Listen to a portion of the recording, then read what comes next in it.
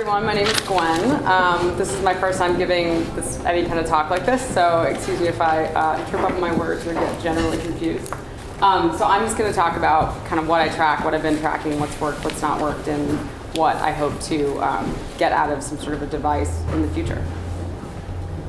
So I'm saying here that I started off tracking to help moderate my hypoglycemia, but actually now that I see your handwritten tracking, I used to track down how many crunches I did starting when I was in 7th grade, which is like totally nerdy. So I'd have to do 100 crunches every single day, 5 out of 7 days a week, and I did that for like 8 years. So that's actually how I started off tracking. But in college, I found out that I was hypoglycemic, which means that I just am a lot more sensitive to changes in my blood sugar than other people are, and so I just need to be eating like 5 or 6 times a day instead of 3 times a day like normal people. And so I started using Livestrong to track what I was eating, how it was making me feel, and what was giving me really bad headaches versus keeping my blood sugar at a good even pace throughout the course of the day. And then I started using its functionality to track my runs, track activity, and I started just becoming more active because of it. So yeah, I guess 4 years later I've been doing this, and I've started tracking a lot of different things, particularly using the Nike Fuel Band, the Fitbit, like I'm sure a lot of you guys use, the Fitbit ARIA scale, which wirelessly uploads all my data, good old-fashioned Excel as well.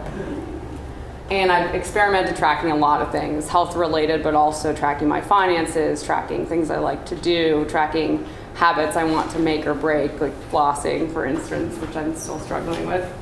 And so today I basically just track what my Fitbit ARIA scale automatically uploads, which is my weight, my body fat percentage, and I also try to track a habit that I want to break every 2 weeks. So I'll stick to something I want to make or break and do it every single day for 2 weeks, and then usually after that, that's a good enough time period where it kind of sticks after that. So I've been doing that for a little while now. So after college, after a couple pounds that I added because of some added beer weight senior year, I started to track my weight. And I actually hadn't really charted any of this out until you guys asked me to do this talk, which is actually pretty cool learning to see this.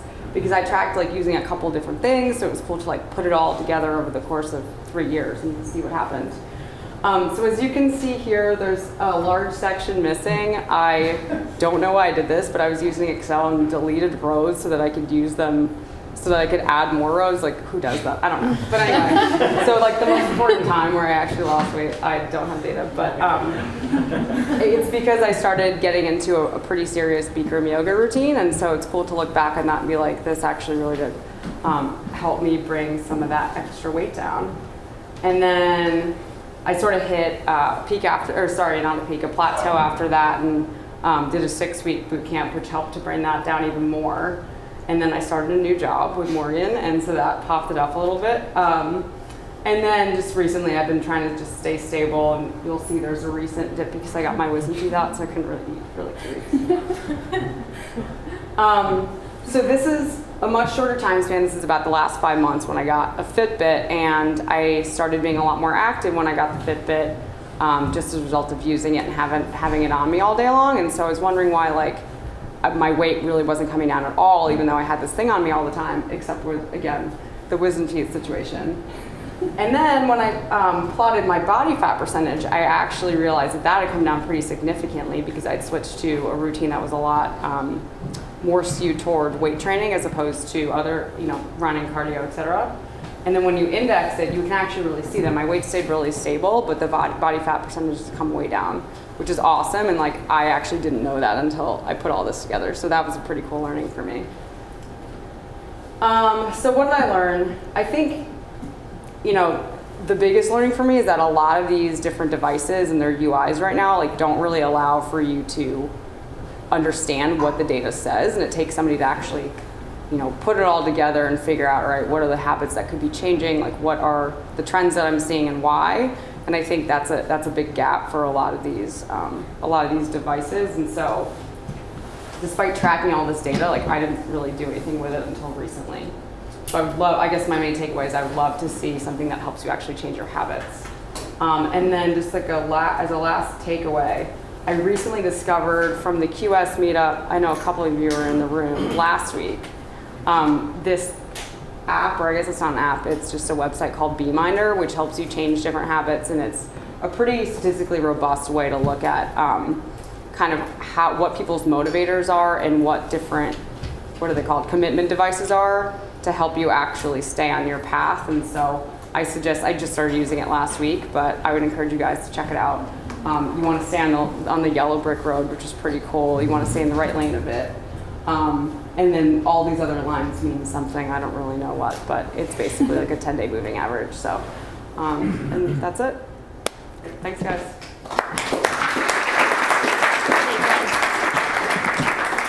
Wait a second. Do you want to take some questions? Oh, yeah. That's what it is. You don't have to. We have usually like 7 minutes, so. You said in Livestrong that you were tracking your food and then how you felt. That's actually been one of my frustrations with Livestrong is how do you add in a piece about how you were feeling? It was more like I didn't actually write that down anywhere, and I kind of wish I had.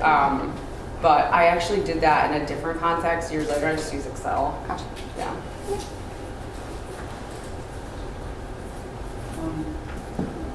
What advantages do you see with Wifi data available? So, tracking it, Sorry, I can't quite hear you. Say that one more time. Wi-Fi scale that you have. Oh, it's called the ARIA scale. ARIA. Do you find that the advantage worth the money which are writing on Excel sheet? Yeah, it's a little pricey. I think it's like $100 or so. I really like it because I just don't have to think about it. Like I don't have to remember to go track. It just all automatically uploads, and I can download all of it from the website as well and do all this stuff with, versus like having to remember every day, like especially the body fat or body mass percentage. That's the one that I always forget because I don't. And so I don't know that it's necessarily worth the money, but for me it was, I guess, at least. How did you measure your body fat? It's all on the scale. It's all automatic. Okay. Yeah, so I don't know how accurate it is, but it doesn't really matter if it's accurate as long as it's precise and I guess consistent, not precise. And it seems to be so. That's cool.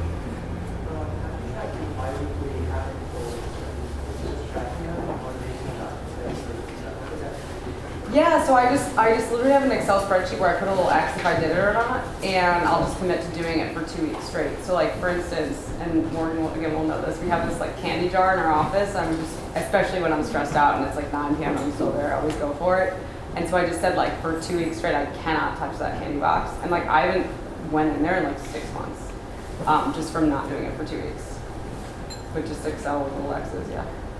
Not that sexy.